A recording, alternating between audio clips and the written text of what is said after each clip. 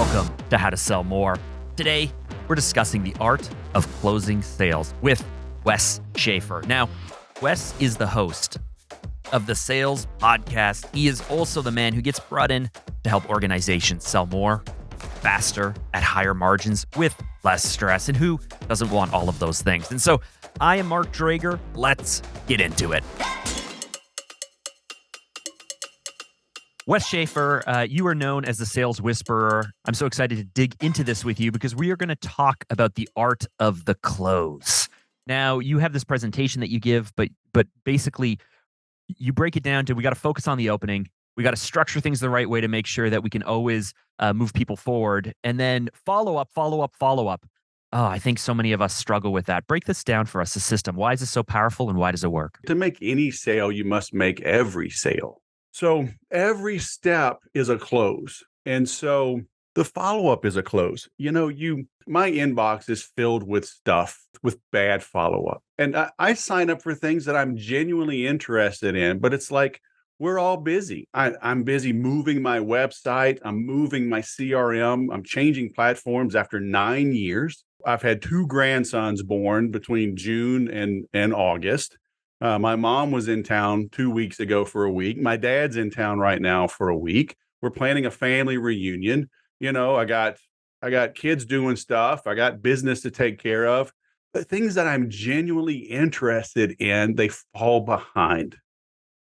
So you've got to nudge me. Okay. Now imagine if I don't know that I'm interested in your stuff and this is some cold outreach, you better be pretty good at staying in touch. And where people make the mistake in cold outreach and in warm outreach and continuing the dialogue, they send too much information. Everybody's familiar with ABCs of closing, always be closing. It's like, no, that is such crap. The new ABCs of closing or of selling are always be concise. Okay. Don't send me every single thing. It's just, I don't have the time and you don't know exactly what I'm interested in. Send me a little nugget. Have a link to, learn more, read more, and then have a tracking link in that. So you can tell did I click on the link? Did I hang out on the page where the information was? So you're better off sending more frequent, but shorter correspondence with links to relevant information. Let the prospect, choose their own adventure. Okay. So, because people all the time, they'll come to me and ask if I can help with copywriting and creating these sequences. And I'm like, yeah, I'm happy to. Because I charge a lot for it and it's super easy, because I get to know their story. Why are they different? Why are they unique? And then just create a little short drip sequence once a day, once every other day. Depends on the size of the sale and the life cycle. So like in real estate, for example, let's say we write 12 emails. And if somebody is a long-term prospect, they're looking in September, kind of getting some feelers because next summer when the kids are out of school, they're going to make a move. So that's a 9 or a 12-month drip sequence. If somebody's like, hey, we're going to move at the first of the year. Okay, I'll take that same 12-month sequence and compress that into 12 weeks. Same content, just increasing the frequency. And if somebody's like, hey, I'm hot to trot, I'm changing jobs or whatever, we're moving our parents in with us, we need a house in the next 30 to 45 days. That same sequence will go like every 3 days. So exact same content, right? So it's just the frequency and the timing of it that changes. But most people, they don't do it. They have bad messaging, no really good information. It's all me, we, us. When it's focused on you, the prospect they lose interest, So I always equate it to dating because everybody has dated or at least said no to a date. Why'd you say no to a date? Because the approach was bad. But when you go out on a date, and the guy's just talking about himself. Oh, here's where I went to school. Oh, here's all about my business. Oh, you should see my car. Oh, you should see my other car. You're just like, okay, I got to get out of this date. This is killing me. This is so good. You remind me of 2 things. I'm sure you're familiar with Dean Jackson, great copywriter from Genius Network. I always loved his line, right? There's 2 types of customers, those who are ready to buy today and those who are not ready to buy today. and that's it. Like there's no other type of customer. So what you're really hitting on is a lot of messaging and a lot of follow up and a lot of stuff in my inbox as well. And even my phone still rings. I can't believe that. But people are just like, you want to buy, you want to buy, you want to buy. Well, I'm not ready to buy today. I don't even know I have a need. I don't have a problem. The thought of switching from this to that is so much time. It's so much money. It's so much effort. I'm not sure it's worth it. And so what you're saying is we should be focusing a lot more time and effort, perhaps not ignoring the immediate, the immediate hot leads or the marketing qualified leads that are coming in or the people who need to move forward through our process because they have an identified need, an identified budget. They're ready to make a purchasing decision. But for that whole other category of the people who are just simply will be your customer one day, but are not ready to buy now, the trick is just to get in front of them more often with lighter content so that way we're not overwhelming them. Yeah. And, you're slow cooking them. Look, if somebody knows they have a problem, right? Like if right now, boom, I develop chest pain, shortness of breath, whatever. I'm not even hitting end. I'm just like walking off the camera, grabbing my wife, saying, go, go, go. So, and when I get to the hospital, I'm not saying who's qualified. How much do you charge? Hey, how much is that anesthesia? What kind of saw are you going to use to cut my chest open? Right. I'm like, make the pain go away. All right. Yeah, those are great. Those are great when you get those leads. If you got that dialed in, you don't need any help. But people suck at following up with even those, right? like the people who have a need, they still suck at the follow up. There better not be any follow up there. You better just take their money. But yes, they'll still screw that up. Well, maybe it's indigestion, and you're right. Maybe it is indigestion, right? But I mean, you get the point. When somebody's in great pain, they follow your guidance. So when you're doing outreach, that initial outbound, the prospect does not yet, they either don't know they have a problem or they haven't put a dollar figure on that pain. Because look, people, no pain, no purchase. Okay. And if they can't put a dollar figure on that purchase, then your solution is going to be too expensive. So that's just that. So you've got to get them talking. People are like, oh, I bought a big TV. I didn't have any pain. Yeah, you did. Somewhere growing up, maybe you were embarrassed. You were 9 years old and your family had an old black and white TV and your friends got a big, new console TV with the record player built in and you felt poor. There's something going on. You got an asshole neighbor that got a 65-inch TV. So you're getting a 70-inch TV because you hate that guy. There, somewhere underneath all of it, there's some pain there that you're trying to fix. And so what is the pain worth? Okay, those TVs were $3,000. Well, it ain't that bad. You walk into Sam's Club and it's like Labor Day sale, $1,200. Okay, I'll buy it.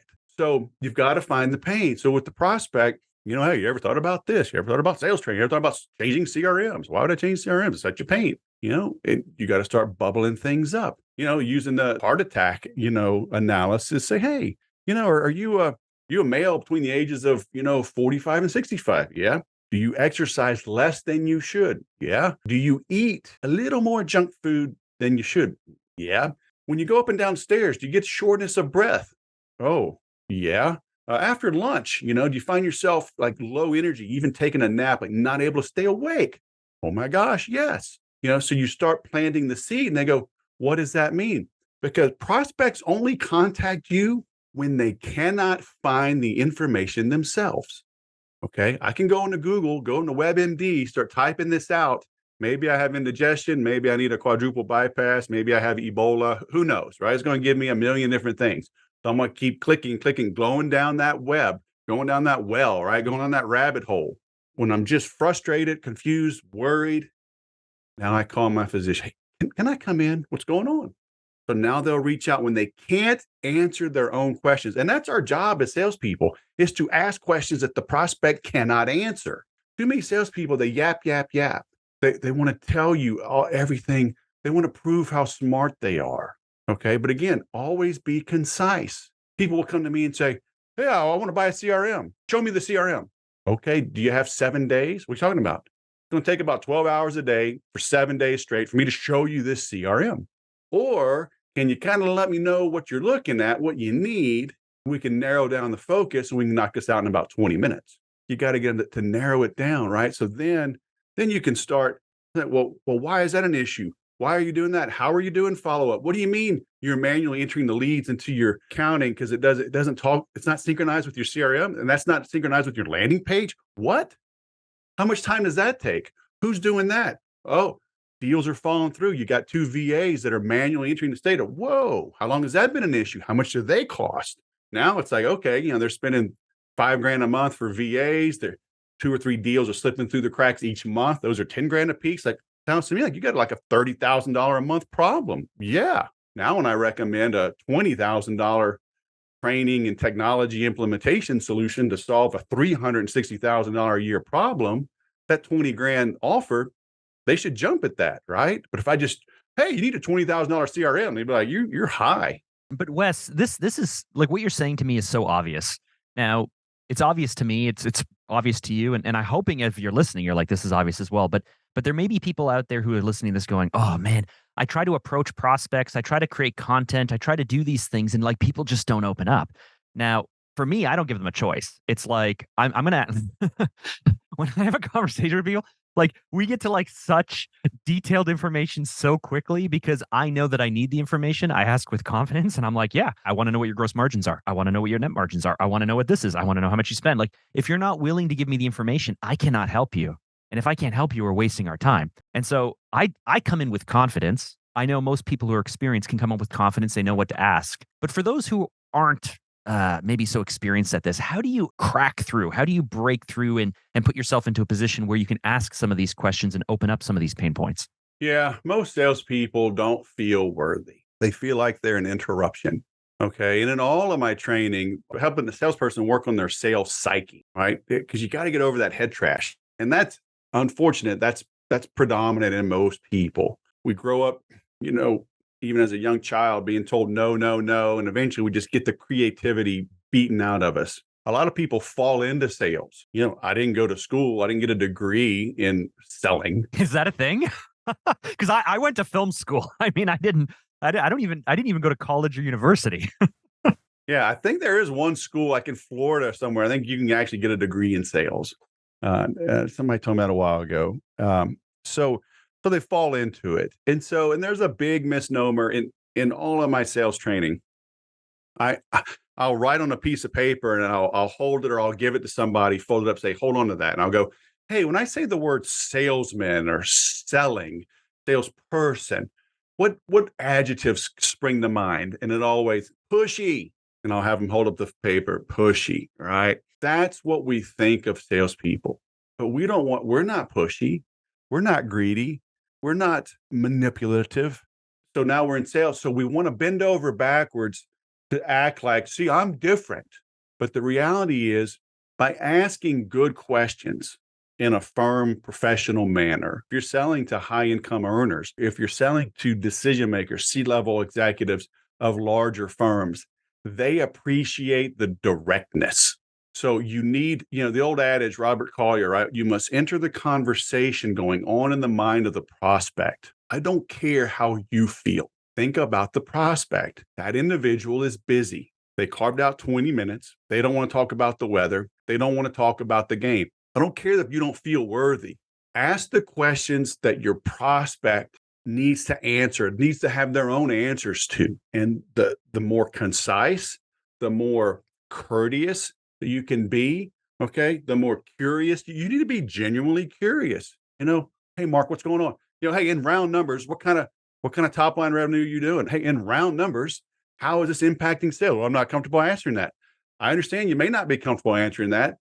And I apologize if I rubbed you wrong, if I come across as untrustworthy. But if you can't answer those questions, if you're not comfortable sharing that information with me, we probably don't need to continue this dialogue. Okay. Hearing no early is a win. Too many salespeople, because they don't want to ask the hard questions.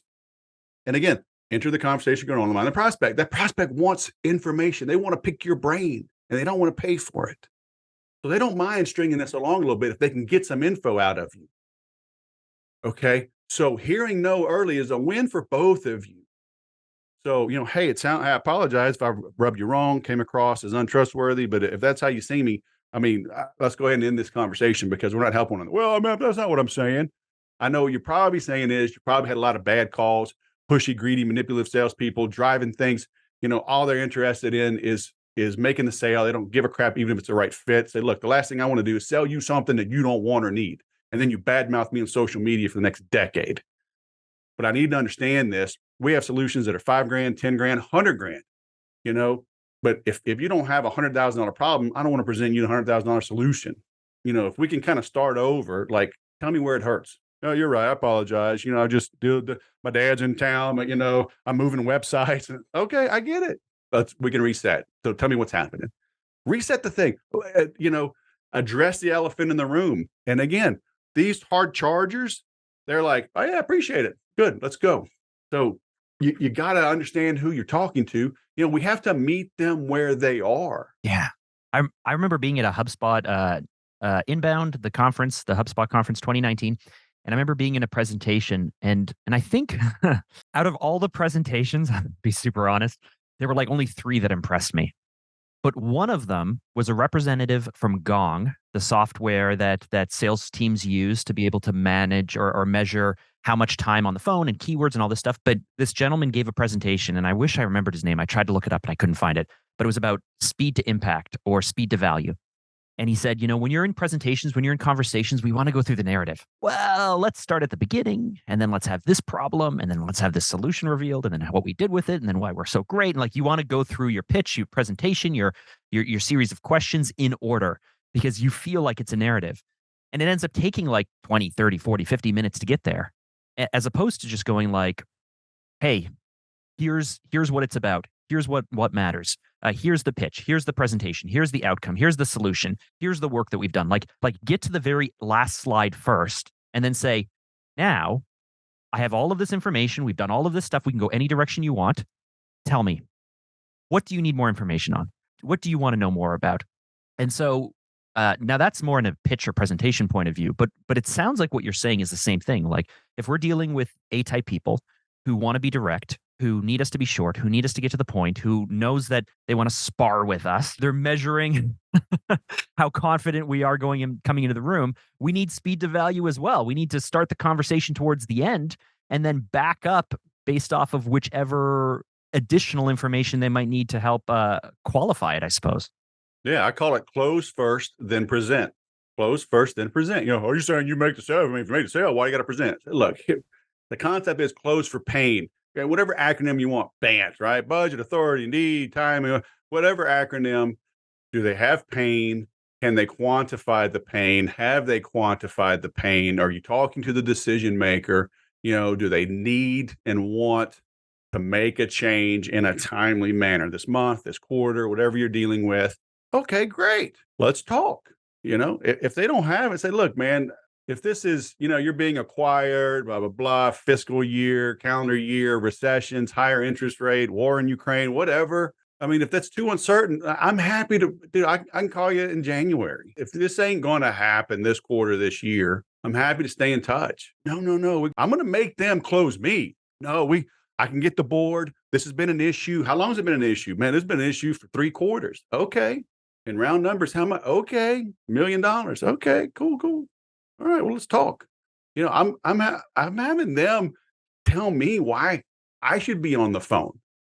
And that's manipulative, or like, no, it's not. It's just okay. So if this is an inbound lead, if this is someone who's reaching out, or who's made contact with you, I can understand why when you jump on the call or in the presentation or in the meeting, you can come in and help frame the conversation. Let's say this is cold outbound, though. Like 100% cold outbound, you're interrupting, as you mentioned, their day, their life, or what have you.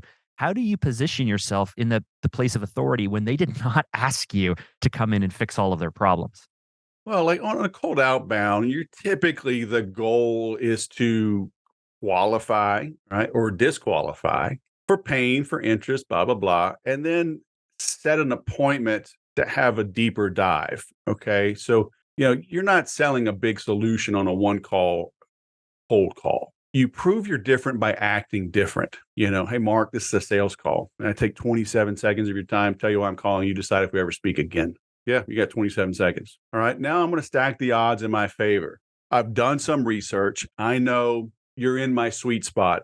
B2B, $50 to $100 million, 7 to 15 salespeople. So whatever, I'm stacking the odds in my favor. So I know pretty good certainty I got something that can help you, whether or not it's good timing, whatever. All right, we shall see. Like if I'm selling tires and I'm buy one get three free. If you just bought 4 new tires yesterday, sorry, you're like, dude, I wish you to call me. If you run this special again, please keep my number.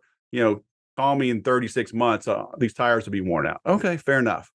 All right, but otherwise, like, I need to stack the odds in my favor. Hey, Mark, I work with C-level executives in SaaS companies, $50 to $100 million, who are frustrated. So now I hit them with the talking points. Frustrated with salespeople that can't.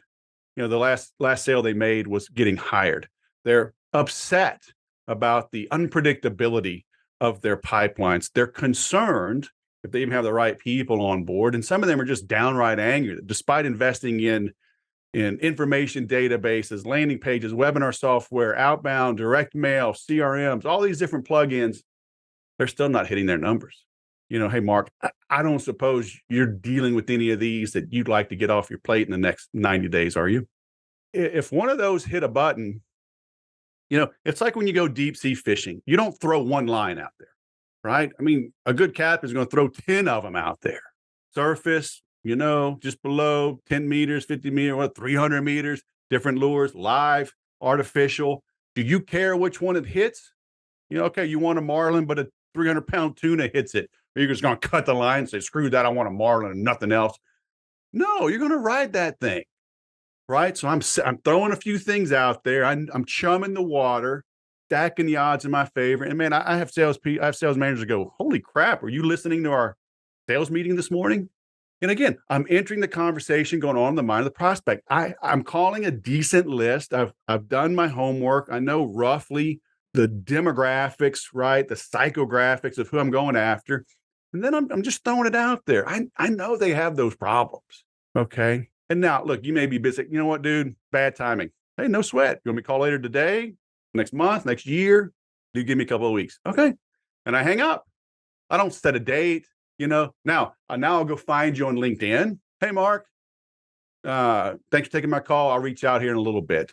So now there's another touch point. Maybe I send an email. Maybe I send a handwritten letter, a note, a book. I got a book. I'll mail a book. If I don't have a book, I'll buy Think and Grow Rich. Everybody loves Think and Grow Rich. And I'll buy, you can buy 25 of them at a time for like $3 a piece from the online discount store. And write a note. Hey, Mark, thanks for taking my call. I'll stay in touch. Reach out if anything changes. So phone call, social media, email, physical mail. Okay. Maybe I'll wait a month. I'll kind of start to look around. Are you active in some groups? I can comment, share. Okay. Start touching it. You're like, who the hell is this guy? All right. I call in 3 weeks. It's not so cold again. All right. So that's how I'd be following up, multimedia, multi-step. We've got to meet them where they are. Maybe you're an audio guy. Maybe you're a video guy. Maybe you read emails, listen to the voice. So I don't know. So I'm going to drop all of those lines in the water. Okay. And you're going to hit one of them eventually. Okay. And so you do that enough, you're going to win more than you lose. So good. Wes Schaeffer, this has been amazing. One last question for you to wrap up. It's a question I end every interview with. What is your number one tip or strategy to help us sell more? It's what I've already said. Enter the conversation going on in the mind of the prospect. And the word for that is empathy, right? It's different than sympathy. Great salespeople are empathetic. You see things from the vantage point of the prospect. You see the old thing, pull the chair around the conference table, sit on the same side. That's entering the conversation, understanding what they're going through and helping them address those needs, truly being helpful, seeking to serve. And sales, they really do come easy if you apply that in your outreach and in your day-to-day efforts. Okay, let's wrap up this episode with our 3-point roundup. Number 1, every step in your sales process is essentially either leading to a close or in itself is a close. And this just highlights the importance of understanding and optimizing your entire sales process. Number 2, many of us do not start out aiming for a career in sales, but we happen to find ourselves in that role, especially for business owners, if we're entrepreneurs. And so this can lead to a lack of confidence because we just don't have the formal training. So you got 2 options. I mean, you're listening to this podcast, so you're already taking one step in the right direction. Immerse yourself in more of this type of content. Or number 2, go out there and get some formal sales training. And number 3, nobody wants overload of information these days. You got to keep it tight. Got to keep it consistent, got to stay top of mind, and make sure that we are concise. Essentially, let's say less, but do more, which is what I'm going to do with this podcast, wrapping it up right now. I want to thank Wes for joining us. If you would like to find out more about him or his systems, you could head over to Instagram. He's at Sales Whisperer. You can also find him online at his website, thesaleswhisperer.com. Now, while you're over there checking all those things out, why not give us a follow as well? Our handle on Instagram is at SalesLoopBrand. And if you've made it this far into the podcast, you really should subscribe. Why? Every single week, we share these types of tips, strategies, content. We just really want to make everyone better at sales. And with that, I will wrap up another episode. I want to thank you for listening. I'm Mark Drager. Be sure to get out there and sell more.